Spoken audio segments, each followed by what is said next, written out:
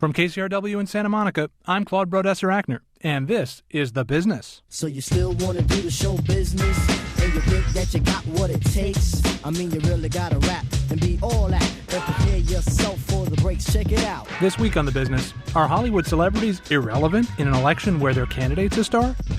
We talk to Ted Johnson, Variety's Wilshire and Washington blogger. Plus, Mommy and me go to the movies. But first, it's the Hollywood News Caravan. Go nowhere, it's The Business from NPR.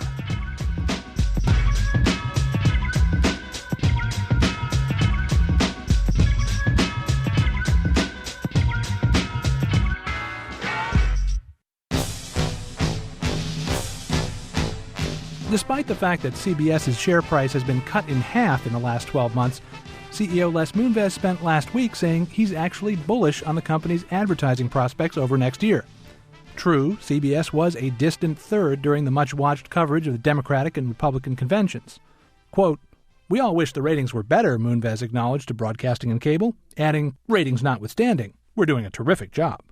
Moonves insists that the closeness of the race between Barack Obama and John McCain may actually boost CBS's ad revenues.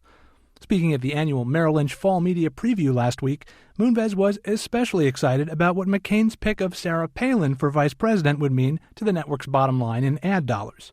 Quote, "We think it's going to be more exciting and more vicious, and we like that." Elsewhere, the Abu Dhabi-based government-funded company Imagination, or Image Nation, I guess it really depends on how you read it, has made its first major investment in Hollywood. They'll partner with the socially conscious production company Participant Media to the tune of $250 million, the first commitment of a planned billion-dollar investment in the business. This follows the Abu Dhabi government's $500 investment in Warner Brothers Productions last fall. Now, the confusing twist here is that Participant has made movies that were controversial in the Middle East. Films like The Kite Runner, Charlie Wilson's War, and most notably Syriana. The company insists the investment will have no effect on the selection of future films, though rumor has it that Participant has put Hezbollah, the musical, into turnaround. Meanwhile, that gasping sound you heard in Hollywood last weekend wasn't coming from the asthmatic Labor Day box office. It was, however, the piracy-phobic industry reacting to the announcement by Real Networks, the digital media company, of Real DVD. The $30 software program for Windows computers will allow users to easily copy their DVDs, down to the commentary and even the artwork on the box. Real Networks insists it will be awfully tough to copy the resulting Real DVD movie files. You'll be able to play them on up to 5 licensed PCs, but you can't watch them on your PlayStation, iPod, or iPhone. Finally, the cooler weather can only mean one thing: the start of awards season. The Oscars, the Emmys, the Golden Globes, and, of course, the Fox Reality Channel Really Awards. Really. On October 11th, they'll hand out the third annual Golden Realitini to the favorite reality performer of the year, along with awards for favorite awkward moment, favorite altered state, favorite potty mouth, and of course, favorite tears. Fox Reality also announced that Mark Long of MTV's Road Rules will be on hand backstage to interview, quote, the evening's winners and losers. And that's the Hollywood News Caravan. Coming up next, the winners and losers in Hollywood's reality politics.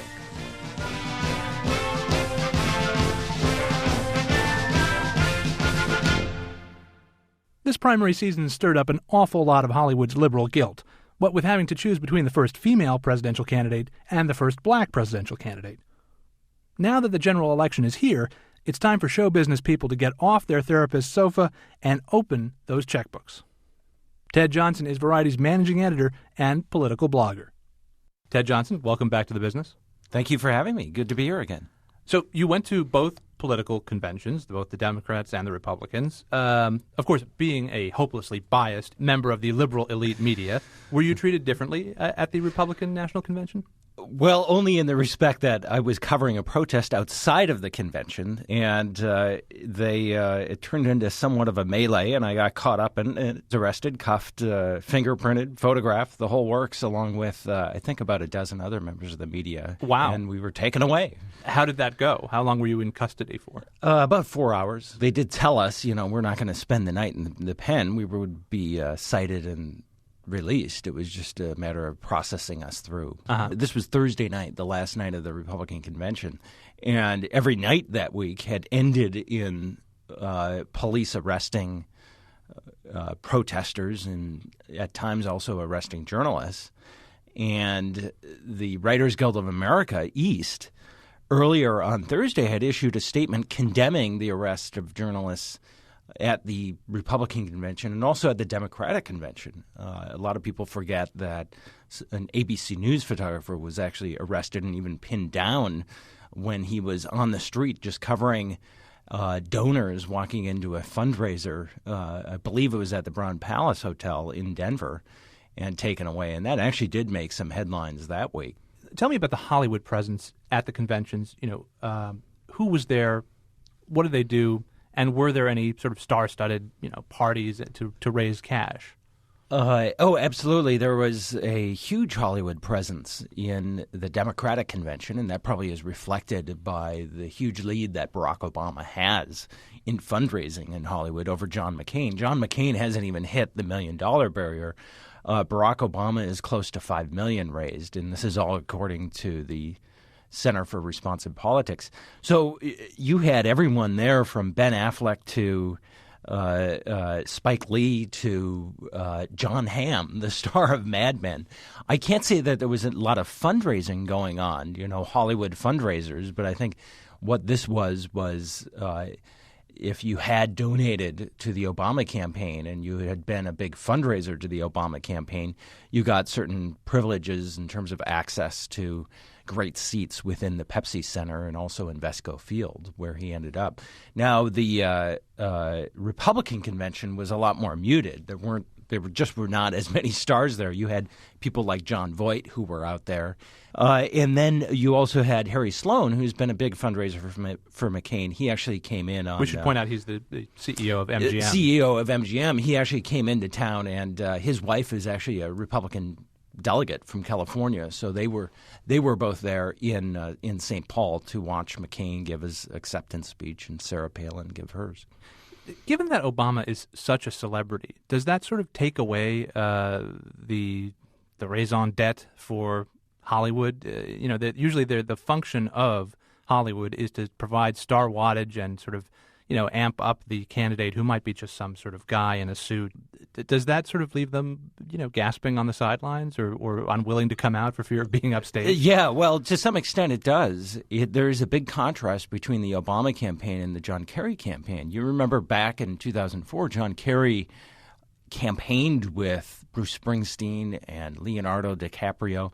We're not seeing that with the Obama campaign. Instead, they're using these celebrities to raise money on their own. So you have George Clooney hosting a fundraiser for Barack Obama in Switzerland, or you have Scarlett Johansson, John Bon Jovi hosting these fundraisers for him where the candidate doesn't need to be present, but the stars themselves are a draw.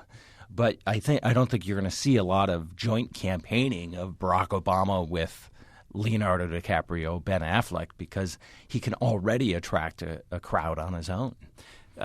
Is it simply I don't need the help, or is it an active thanks but no thanks? Is this a conscious effort on the part of the Obama campaign to keep Hollywood a little bit, we'll take the money, but don't make me out to be any more of a celebrity than I already seem to be. I need to connect with real Americans. I think there's more restraint from Hollywood itself than the Obama campaign issuing some kind of an edict, no celebrities around him. You saw that at the Democratic convention. Ben Affleck was really conscious of not saying anything political at all. He just talked about voter registration, and contrast that to 2004 when he was at the conventions and he was much more outspoken. The Obama campaign also is changing the nature of the way that it's deploying celebrities.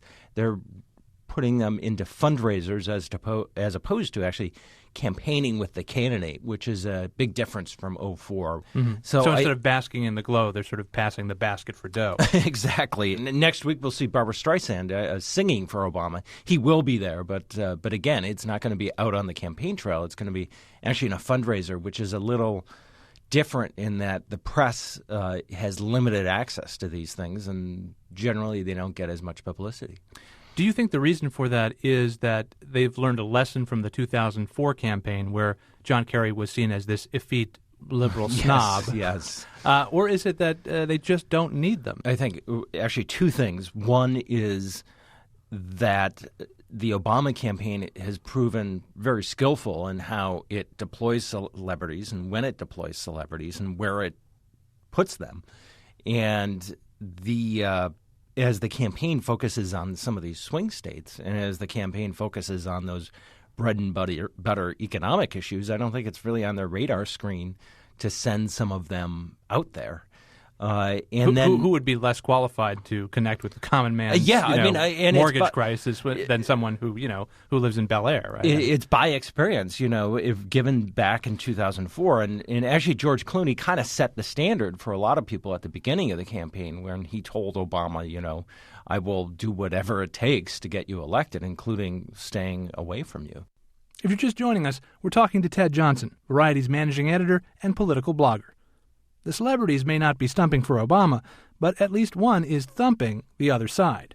In an interview with APTV, Matt Damon came out swinging against Republican VP candidate Sarah Palin. You do the actuary tables, there's a 1 out of 3 chance, if not more, that McCain doesn't survive his first term, and it'll be President Palin. And it really, we was talking about it earlier, it's like a really bad Disney movie. The hockey mom, I'm just a hockey mom from Alaska and she's the president, and it's like she's facing down Vladimir Putin and, using the folksy stuff she learned at the hockey, rink. It's absurd. But unlike Mr. Damon, most of Hollywood is sticking to fundraising. Barbra Streisand will sing for Obama supporters at a Spielberg, Katzenberg, Geffen-hosted fete this week that's expected to raise millions. A smaller group beforehand will pay $28,500 a person to attend a dinner for the DNC. That, by the way, is the limit for individual gifts to the party. And last week, George Clooney held 2 sold-out Obama fundraisers in Geneva, Switzerland.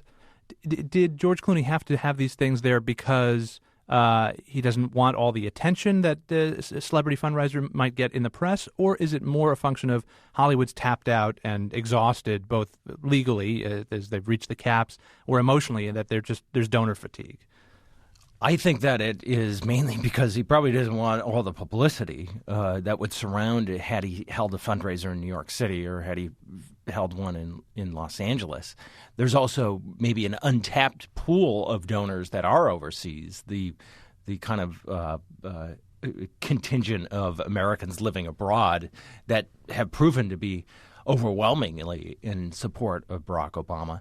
But I should also say that within the Hollywood community, there is kind of a new group to tap into.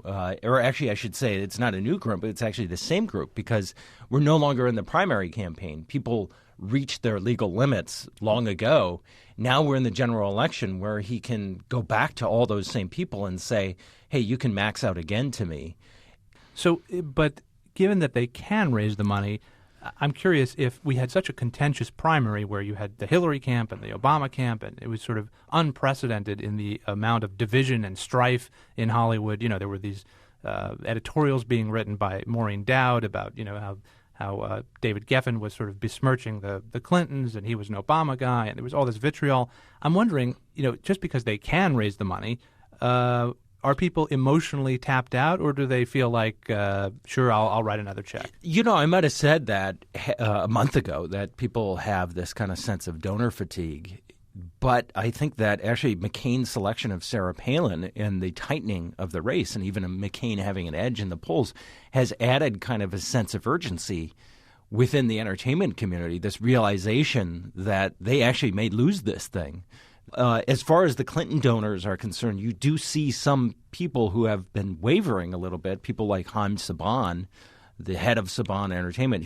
We should point out he, of course, is the guy who brought us the Power Rangers. Exactly. All manner of cartoon shows. Probably one of Clinton's number one fundraiser last year during her campaign, and he has had some conversations with Barack Obama, but he hasn't, come out and said, I fully endorse him. So he seems to be one of the holdouts, although a lot of people around him think that he will definitely support Obama at some point. Well, when? We've got 6 weeks left. That's right. Time is running out.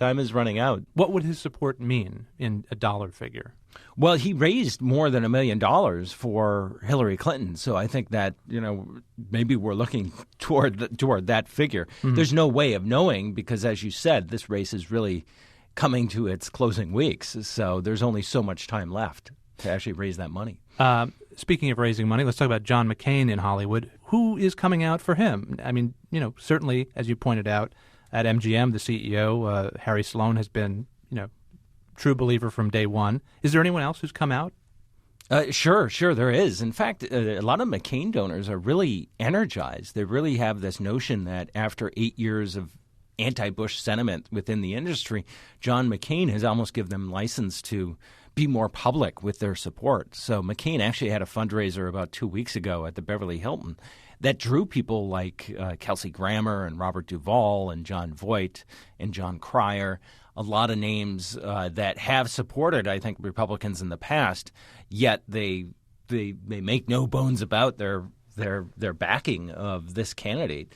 I think that there's a sense that McCain, because of his ties to the entertainment industry and his respect within the entertainment industry, it's not going to be as much of a black mark as it would with George Bush. In other words, they can go to a cocktail party and people won't, back away from them when they say for John McCain.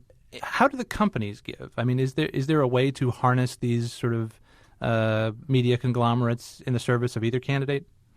Well, the companies give through their political action committees is the only way that they can give. And they have a history of hedging their bets and actually giving to both candidates. And I think that by November, we'll see that bear out. Of the issues that matter most to these companies, are they more concerned with sort of the crackdown on speech and restrictions on what you can push the envelope on television and the fines that inevitably rack up when you have a wardrobe malfunction? Or are they more concerned with, we want to own as much stuff as possible, we want to have ownership regulations relaxed?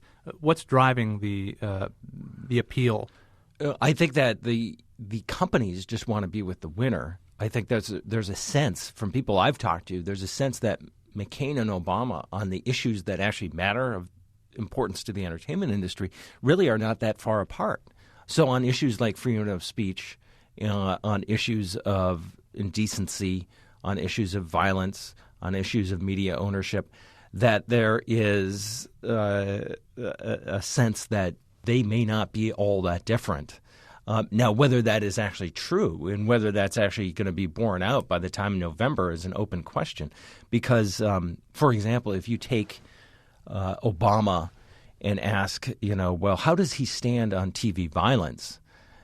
Obama is quick to say, well, I'm for freedom of speech, yet I'm critical of the way that violent movies are marketed. That's about the same way that McCain will respond to that question. So I also think that on media ownership, you can almost go either way with Obama and McCain. Obama probably a little more strident in terms of having less consolidation of the media than maybe McCain is. But you also can make the argument for McCain. McCain is for something called cable a la carte programming, which is a pretty controversial issue that the cable companies just don't want. So a lot of people have the opinion that, it's going to all come down to who they appoint to the FCC and who they appoint to the FTC, these different commissions, as opposed to what they're saying right now. Coming up after a short break, more with Ted Johnson, Variety's managing editor and writer of its Wilshire and Washington blog. You're listening to The Business from NPR.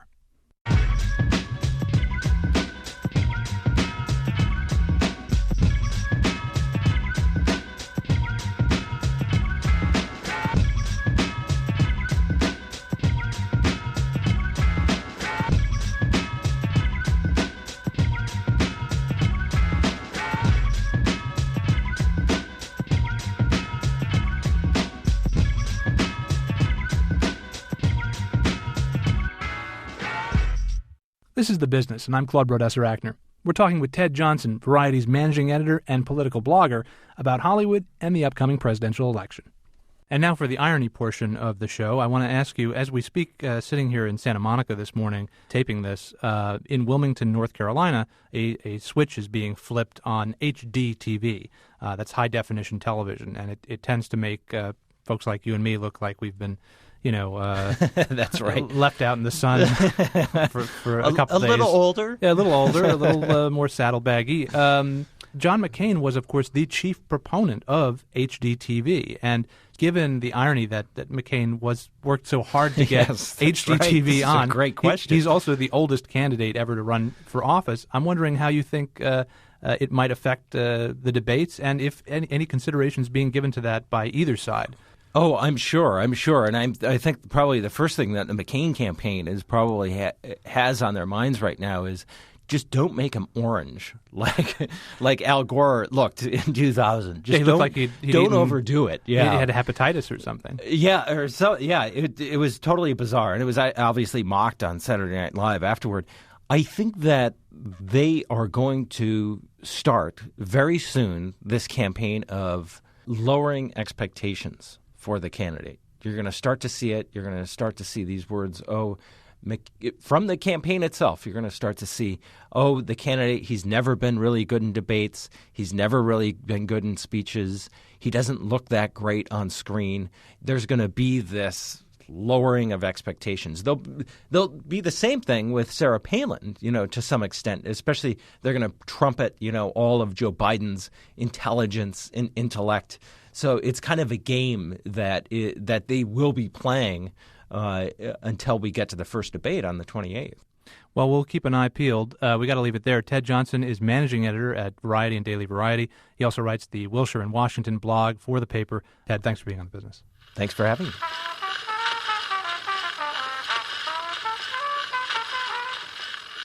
A screaming baby at the movies is a nightmare. But put 50 screaming babies in a theater and you've got a dream come true, if you're new parents. And for exhibitors, it could be good business. Our associate producer, Darby Maloney, has more.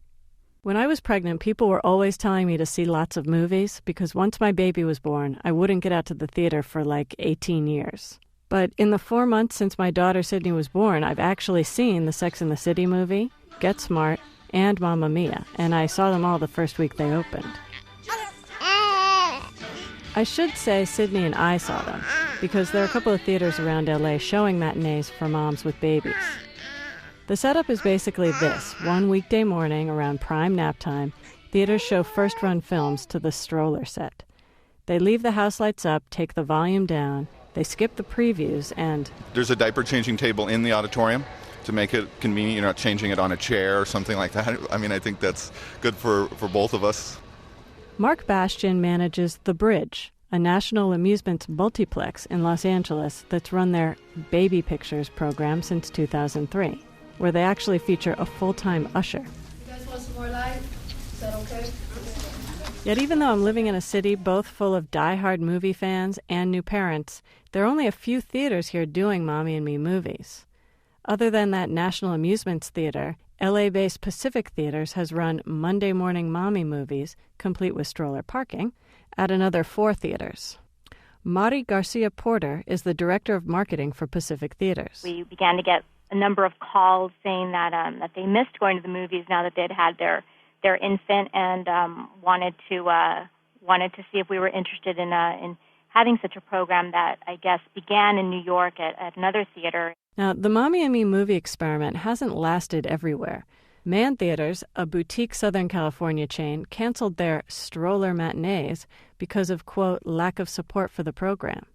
And Lowe's Theater's Real Moms program, that's REEL, was canceled in 2006 when the AMC theater chain bought Lowe's. Unfortunately, attendance for the Real Moms program was very light. Justin Scott is AMC's Director of Corporate Communications. With Real Moms shows often only operating with less than 20 guests in attendance in an auditorium. Part of the problem may just be awareness.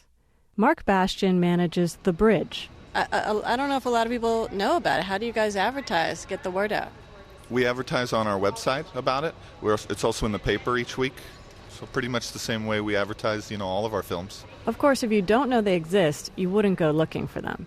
And if you Google mommy movies, the first result is a XXX porn site.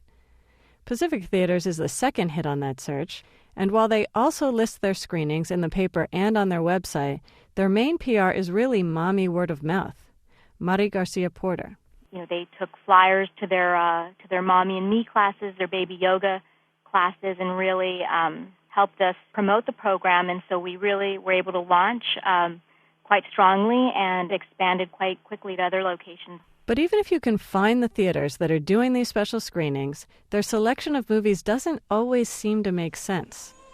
Imagine a theater filled with moms and toddlers, the aisles strewn with baby gear, kids napping in car seats, parents walking the aisles, rocking their babies back and forth, and then imagine teenagers being slashed to death on the screen. There were a couple of horror films, I think, that came out about 2 years ago. For some reason, there was a large popularity for horror films, and we had limited choices on what to show, and so we showed a horror film, and we heard back quite loudly that parents don't want to bring their child to see a horror movie. I asked Mark Bastian of National Amusements how he chooses the movies for their Baby Pictures program. We really try to look at what's the new film this week, what comes out, and what do we think, I'm a father, what do I think would work best for families? And sometimes there's not the best choices, but we try to make the best choice of what the films are that come out. But with the emphasis on new releases, their choices are limited. And even films that seem family-friendly sometimes aren't. Sydney loved the theme to Get Smart, but there was just too much going on in the action sequences for her and the other kids in the room. Still, it seems if the theaters can solve these problems, expand the marketing, and choose films wisely, Mommy and Me movies could sell a decent amount of tickets to otherwise sparsely attended matinees around the city. I spoke to one mom outside the Baby Pictures screening of Mamma Mia at the Bridge. Would you normally come to a movie at 11 o'clock on a Tuesday, pre-baby? No, definitely not. How many movies would you go to, say, in a month before you had your child? Maybe one. Two on a good month, but never more than one or two. So you're actually going to more movies now? Definitely, yes. I'm seeing all of the new releases, yeah. Exactly. I think my husband's a little jealous because we never see any as a couple anymore. It's just me and the baby. For The Business, this is Darby Maloney and Sydney Abigail. There are links to Mommy and Me movies around Southern California at kcrw.com/thebusiness.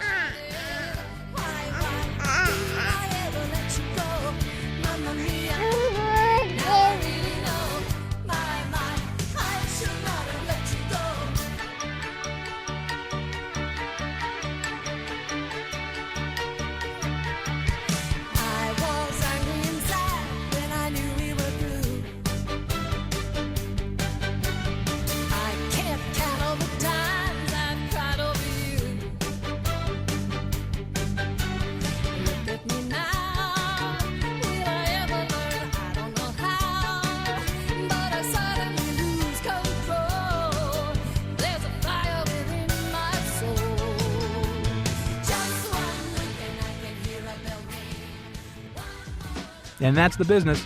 Matt Holzman produced and edited today's program with production assistance from Ray Guarna. Our associate producer is Darby Maloney. You can listen to this or any past program online anytime at kcrw.com/thebusiness. You can podcast the show, share it with a friend, or embed it on your blog with the click of a button from our new media player at kcrw.com. And you can podcast the show through iTunes. Our email address is thebusiness@kcrw.org. The Business is produced by KCRW Santa Monica and distributed by National Public Radio. I'm Claude Brodesser-Achner. We'll see you next week on The Business.